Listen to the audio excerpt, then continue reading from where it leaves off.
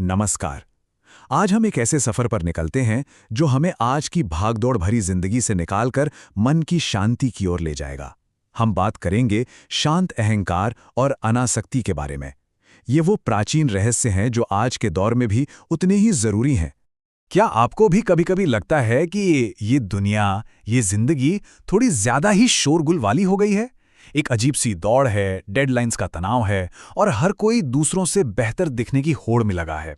और ये सब कहीं ना कहीं हमें अंदर से थका देता है। तो चलिए इस शोर को थोड़ा और समझते हैं।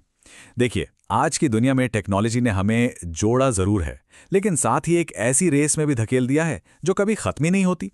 और इस शोर में हम अक्सर खुद से ही दूर हो जाते हैं। और पता है, जब हम हर वक्त सिर्फ मैं, मेरा और मुझे के बारे में ही सोचते रहते हैं, तो अनजाने में ही हम चिंता और अकेलेपन के एक जाल में फंसते चले जाते हैं। ये चीज़ हमारे रिश्तों पर भी असर डालती है। तो सवाल ये है कि इस चक्र से बाहर कैसे निकलें? इसका जवाब हजारों साल पहले हमारे दर्शन में खोज लिया गया था। हिंदू और बौद्ध दर्शन हमें अहंकार और अनासक्ति का एक बहुत ही सुंदर रास्ता दिखाते हैं। अहंकार ये हमारे अंदर की एक ऐसी आवाज है जो लगातार कहती है, मैं सबसे अच्छा हूं, मुझे वो नई गाड़ी चाहिए, मुझे वो प्रमोशन चाहिए। ये हमें चीजों से, लोगों से, कामयाबियों से इस तरह बांध देता है कि जब वो हमसे दूर जाती हैं तो हमें दुख होता है। अब यहाँ एक बहुत ही दिलचस्प बात है। अहंकार भी दो तरह का हो सकता है। एक होता है मुखर अहंकार, जो हमेशा दूसरों से आगे निकलने की दौड़ में रहता है, जिसे हमेशा दूसरों की तारीफ चाहिए।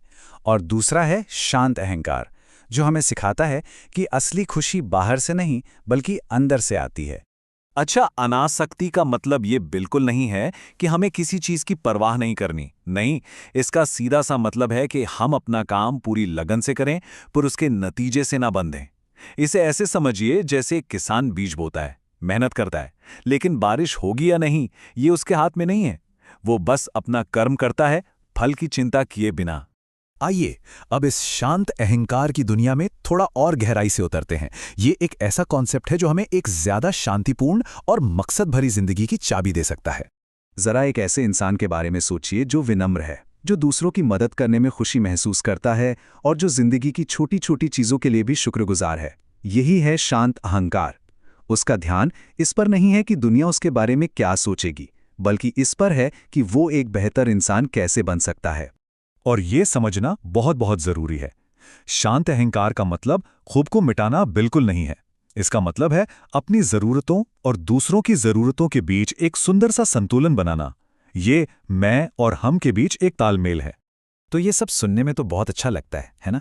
लेकिन सवाल ये है कि इसे अपनी जिंदगी में उतारें कैसे? चलिए अब कुछ बहुत ही आसान और असरदार तरीकों के बारे में जानते हैं जो इसमें हमारी मदद कर सकते हैं। सबसे पहला और सबसे आसान तरीका है अपनी सांसों पर ध्यान देना। बस कुछ मिनटों के लिए कहीं शांत जगह पर बैठें, अपनी आंखें बंद करें और अपनी आती जाती सांसों को महसूस करें। ये आपके मन में चल रहे तूफान को शांत करने का सबसे असरदार तरीका है। और सबसे अच्छी बात, आप इसे कहीं भी कभी भी कर सकते हैं। सांसों के अलावा योग और ध्यान भी हमारे मन को शांत रखने में कमाल का काम करते हैं।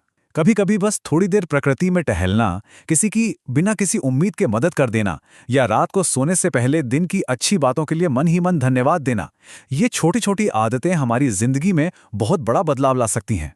पता है, ये छोटे छोटे अभ्यास सिर्फ हमें शांति नहीं करते, बल्कि ये हमें अंदर से बहुत मजबूत भी बनाते हैं। क्योंकि जब हम मन से शांत और संतुलित होते हैं तो जिंदगी की बड़ी से बड़ी चुनौती भी हमें डरा नहीं पाती।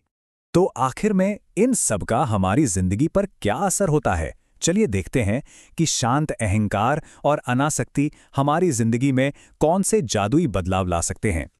और ये सिर्फ किताबी बातें नहीं हैं। वैज्ञानिक स्टडीज भी ये साबित करती हैं कि जो लोग इन सिद्धांतों को अपनाते हैं वे कम तनाव में रहते हैं, उनका मानसिक स्वास्थ्य बेहतर होता है और वे जिंदगी की मुश्किलों का सामना ज्यादा हिम्मत से कर पाते हैं। एक बहुत ही गहरी बात कही गई है कि संतुलन कोई ऐसी चीज नहीं है जिसे हम कहीं बाहर ढूंढते हैं। ये तो कुछ ऐसा है जिसे हम खुद बनाते हैं, हर रोज अपनी कोशिशों से। तो अब सवाल ये है कि आप अपने जीवन में इस संतुलन को कैसे लाएंगे?